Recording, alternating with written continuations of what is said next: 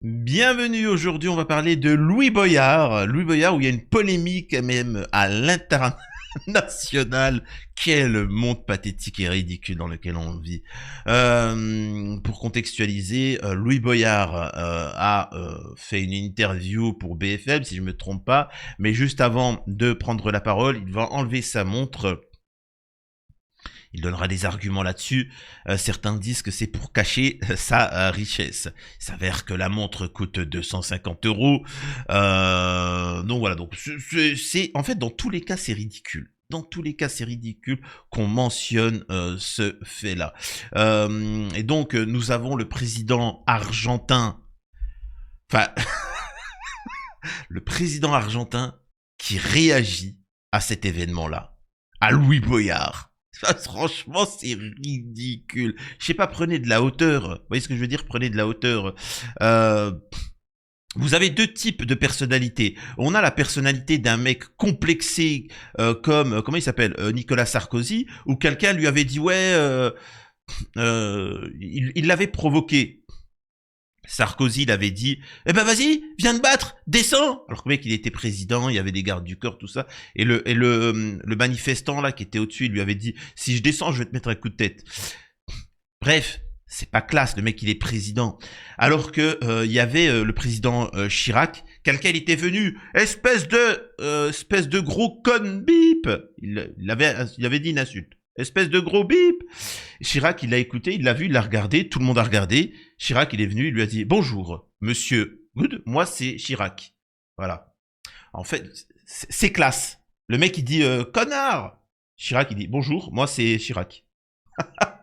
C'est classe, c'est une punchline, c'est rapide, c'est comme ça. Le mec, il est devenu tout rouge, tout le monde a rigolé, salut, au revoir. Prenez de la hauteur, quoi. Bref. On va regarder ça. Juste avant, je vous invite à vous abonner massivement, à soutenir la chaîne. Abonnez-vous et aussi, n'hésitez pas à faire un don sur Tipeee pour soutenir la chaîne.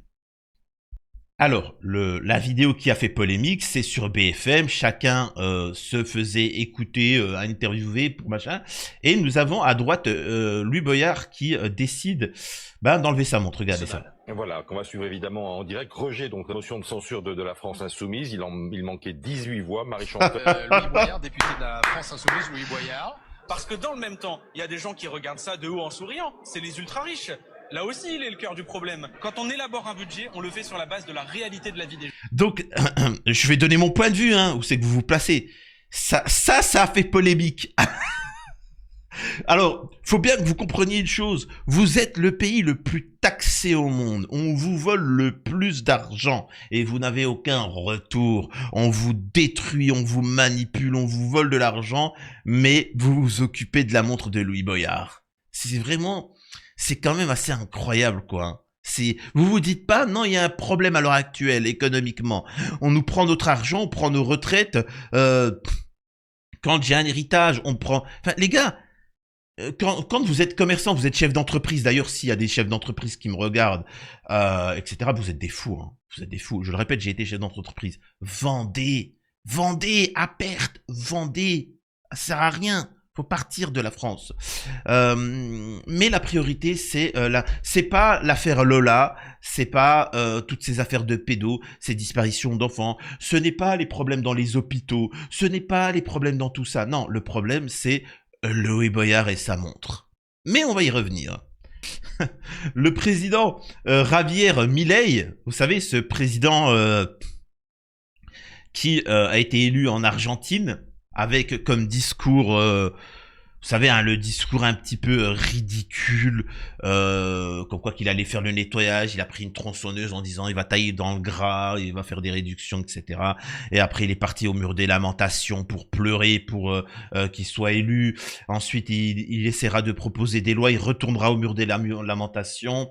C'est assez incroyable et il a été élu et ça a été une catastrophe en Argentine. Je le répète,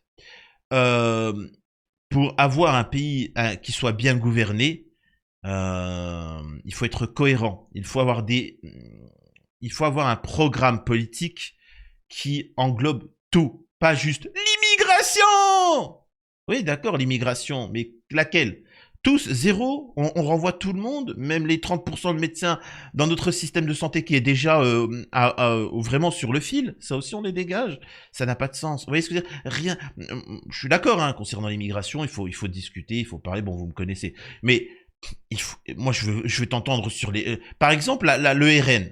Le Rassemblement National, moi par exemple, je suis pour le Frexit. Il faut sortir de l'Union Européenne. Mais le RN ne dit pas ça. Le RN, par exemple, veut mettre en concurrence les travailleurs français avec les travailleurs roumains. Donc ils sont pas du tout nationalistes, ils sont pas du tout patriotes.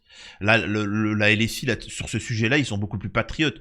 Concernant la délinquance, bien sûr que je pencherai un petit peu plus pour... je suis plus pour le rétablissement de la peine capitale, des choses comme ça. Bon bref, vous voyez ce que je veux dire? Mais dans tous les cas...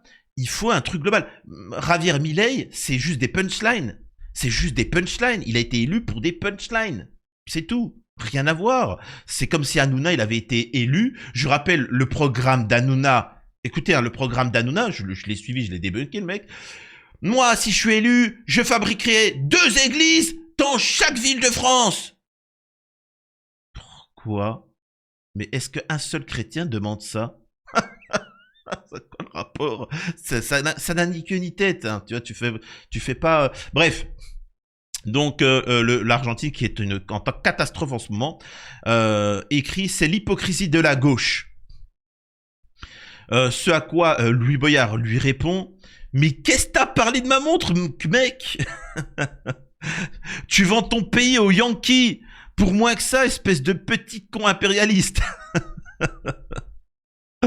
Et donc, Louis Boyard a décidé de répondre par une vidéo. On va regarder ça ensemble. Voilà, j'ai été grillé. Apparemment, j'aurai une Rolex. Ça a fait des millions de vues. Le président de l'Argentine, Javier Milei, partage ça. C'est le bras droit de Donald Trump à l'international. Et du coup, désolé de vous décevoir, mais j'ai pas de Rolex. Le bras gauche, cette plutôt. montre, elle coûte 295 €. C'est mes amis qui me l'ont offert pour mon anniversaire des 25 ans. Merci les gars. Je la porte sur plein de vidéos, juste avant les interviews ou les plateaux, comme je parle avec mes mains, que je peux cogner sur des tables ou autres. J'ai pris l'habitude de l'enlever. Et du coup, je sais pas quoi ajouter de plus, si ce n'est que c'est encore une désinformation supplémentaire et qu'à un moment, va falloir en parler. Parce que là, c'est une histoire de montre, mais début septembre, ces mêmes réseaux de désinformation faisaient croire qu'il y avait des problèmes dans mes comptes de campagne alors qu'ils ont tous été validés. Encore avant, c'était le directeur de Canal+ qui organisait une campagne de désinformation contre moi directement depuis les bureaux de Canal+. Encore hier, on a appris que le député La France Insoumise Carlos Martins Bilongo avait été victime d'une campagne de désinformation l'accusant de blanchiment d'argent et de fraude fiscale. En réalité, tout ça était faux. C'est devenu... Alors, ce qu'il n'ose pas dire Louis Boyard dans la vidéo, c'est qui? Là, alors c'est quelque chose peut-être que je pourrais aborder dans une autre vidéo. C'est les Émirats Arabes Unis qui ont fait cette propagande contre Martins Bilongo. La question, c'est pourquoi? Qu'est-ce que vient faire les Émirats Arabes Unis à claquer leur argent contre la France Insoumise? Je pose la question. Sachant que les Émirats Arabes Unis, ils ont un ennemi principal, c'est l'Algérie. Et l'Iran. Et en fait tous les pro-palestiniens et la Palestine. C'est bizarre cette histoire. Comme tous les Algériens le savent, les Émirats Arabes Unis n'existent pas, ce sont juste une extension d'Israël. Voilà, on a donné un peu d'argent à quelques bédouins, mais sinon ce pays c'est vraiment l'agent d'Israël. Et c'est pour ça qu'ils utilisent tout leur argent pour déstabiliser tous ceux qui s'opposeraient au mur des lamentations. Bref.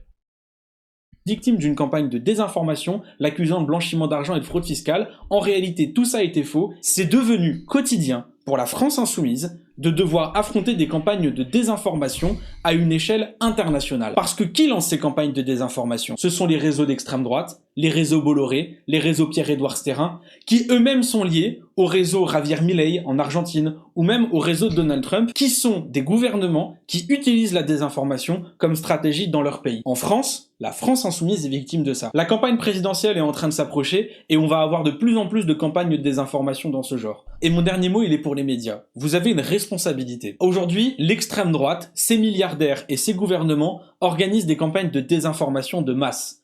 Vous devez le dénoncer. Vous devez le décrypter. Vous devez en parler. Parce que c'est essentiel pour comprendre la politique et pour comprendre l'information. Et aujourd'hui, ce que j'observe, c'est que vous êtes peu nombreux à mettre le doigt sur ce phénomène.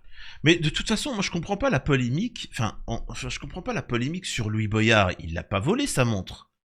Il l'a pas montré. Quand bien même il veut cacher sa richesse pour X raisons. Peu importe, hein. Alors 295 € la montre. Mais je comprends pas. On a Sarkozy, on a des gens qui ont tapé des millions dans la caisse. Ils n'ont pas fait une semaine de tôle. Regardez Rachida Dati, tout ça. Ils ont tous tapé. C'est tous un truc de malade. Ils ont tous tapé dans la caisse et il se passe rien. Par contre, Louis Boyard, la montre, c'est vous dire à quel point les gens, c'est fini. La France, il faut se barrer de la France, il faut laisser le truc s'effondrer, les rats vont partir, et là, vous allez pouvoir revenir et reconstruire la France. Mais c'est fini, les gens, ils ont complètement... ça a fonctionné, ils ont clivé la société, gauche, face à droite, extrême droite, etc. Alors que normalement, hein, c'est une nation, c'est-à-dire que tout le monde est un citoyen français, alors qu'on se met sur la table, on essaie de discuter, d'avancer, qui pense avoir raison, on avance. Mais là, il y a rien de tout ça. Là, c'est le début d'une guerre civile. Vous voyez ce que je veux dire? Ah, t'as vu, il a porté une montre. Vous voulez faire quoi, en fait, à Louis Boyard? C'est-à-dire que, excusez-moi de vous dire ça, quand bien même sa montre, elle vaudrait 200 000 €. C'est un truc où il l'a acheté, quoi, on va dire ça comme ça. Mais c'est quoi, en fait, ton problème? Et alors qu'il la cache, ça fait quoi? Ça n'a aucun sens, tout ça. Tout ça n'a aucun sens. Voilà les débats en France, ce qu'il en est. Au-delà de ça, je fais une petite parenthèse avant de continuer. J'ai jamais compris les hommes qui mettaient des montres. Je sais que ça va paraître bizarre. Alors moi, je mets aucun... vous savez, je mets pas de... J'ai l'impression que c'est très féminin. C'est pas méchant. Hein. C'est très féminin, ceux qui mettent des bagues. Alors, je vais me faire tomber dessus, encore une fois. Mais bon, je donne mon point de vue. Ne tombez pas dessus, tu vois.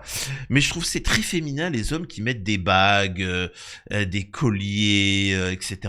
Je sais pas. Je trouve ça un peu particulier. Alors, il y aura toujours un musulman. Tu sais que le prophète en islam, bague. On appelle ça un sceau, espèce d'abruti. Tous les empereurs, les rois, les personnalités, les juges, voilà, avaient des bagues. À la base, la bague, elle sert à ça, tu vois. La bague, faut savoir que c'était un tampon, hein.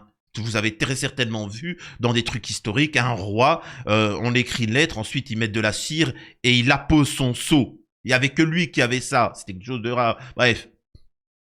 C'est pour vous dire, mais je trouve ça un peu bizarre, surtout que maintenant avec un téléphone, il n'y a plus besoin de montre, quoi. Enfin, je sais pas. Enfin bref, c'est une petite parenthèse, ça. Alors on a comment il s'appelle, je me rappelle plus son nom, du Juste Milieu qui a réagi à cette affaire-là. J'apprécie ses analyses. Je sais pas ce qu'il va dire, mais justement, j'ai envie d'écouter avec vous. Du côté de la France insoumise, véritablement, cet épisode est placé sous le signe de la bijouterie. On va être très clair là-dessus. Du côté de la France insoumise, l'affaire Louis Boyard. Aïe, aïe, aïe, aïe, aïe. Ouais, vous avez vu, c'est le drame. C'est le drame terrible. L'affaire de la montre de Louis Boyard.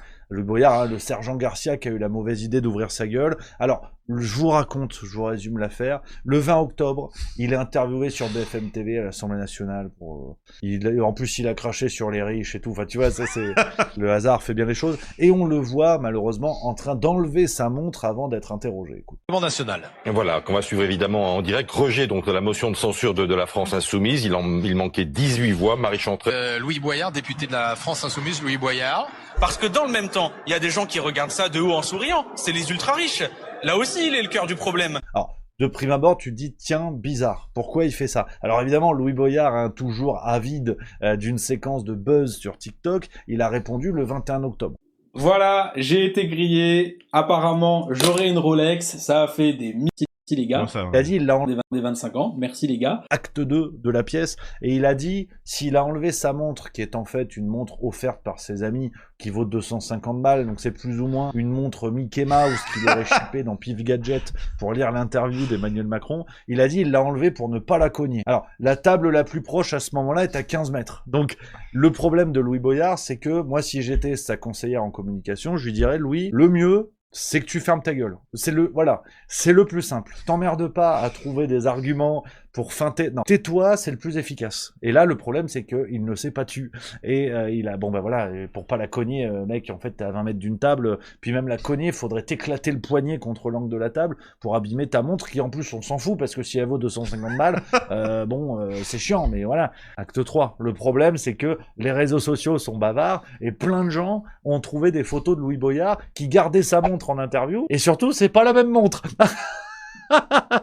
Ouais, alors, on va pas faire des plombes là-dessus. Évidemment que Louis Boyard essaie d'enrhumer tout le monde. Moi, ce que je ne comprends pas, c'est que cette affaire fasse du bruit pour quelqu'un qui ne sait pas lire l'heure. Donc, une affaire de montre avec un débile profond comme Louis Boyard, tu te dis pourquoi, en fait? Voilà, les affaires de sextape autour de Mère Teresa, normalement, ça dure pas longtemps. Et ben là, Louis Boyard, on en fait des plombasses. Louis Boyard, lui, il pense que c'est un bracelet, hein, depuis le début. Hein. Montre, il dit, comment ça? Qu'est-ce que c'est? Bon, bref, bon, voilà, c'était pas si pertinent que ça au final, mais il n'y a pas d'autres problèmes en France. Il n'y a pas des problèmes à l'international, il n'y a pas un massacre à Gaza, il n'y a pas... Non, il n'y a rien de tout ça. Il y a pas, on n'est pas au bord de la Troisième Guerre mondiale, là, en ce moment, avec Macron qui pousse par rapport à la Russie pour en faire des caisses sur Louis Boyard. C'est ridicule. Le niveau de la politique en France est ridicule. Voilà, c'est juste ce que j'ai à dire, tout simplement. Bref, dites-moi vous ce que vous en pensez concernant Louis Boyard, si vous trouvez ça horrible ou pas, et on pourra continuer ça dans d'autres vidéos, échanger. Des bisous à tous.